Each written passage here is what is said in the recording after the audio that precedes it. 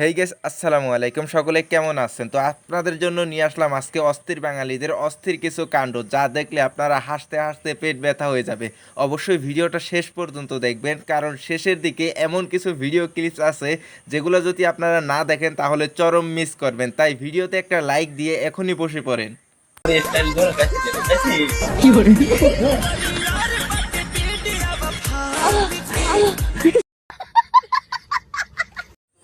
জীবনে আর কত কিছু দেখার বাকি আছে জানি না, এই ভিডিওটা দেখা আমার প্রেম করার স্বাদ মিটতে গেছে।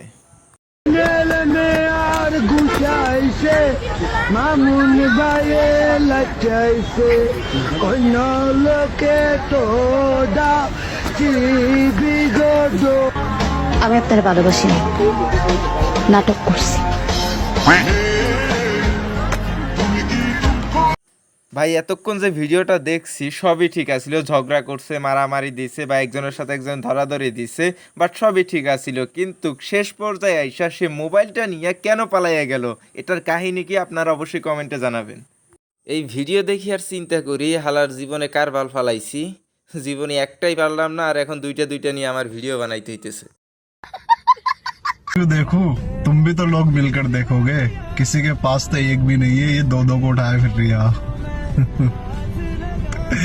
एक के साथ एक फ्री है भैया, इसके अब वही मजे आ रहे हैं इसके।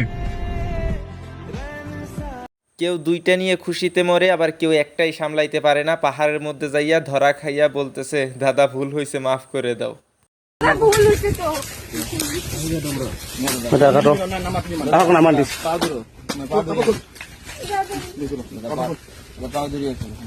কাপোৰ খুলিব কৈছো, তুমি যিটো কাম কৰিবা সেইটো ভালকে কৰক। একটু পর পর এগুলাই দেখবেন। এখানে দেখেন হুজুরে এখন থেকে ঈদের অগ্রিম শুভেচ্ছা জানাইতেছে, তাই আপনারা দেখতেছেন দূর থেকে ভিডিও করায় হুজুর কিন্তু ঈদ মুবারকে ঈদের শুভেচ্ছা জানাইতেছে। তো আজকের ভিডিও ছিল এই পর্যন্তই। নিত্য নতুন এরকম ভিডিও দেখার জন্য চ্যানেলটা সাবস্ক্রাইব করে রাখবেন অবশ্যই।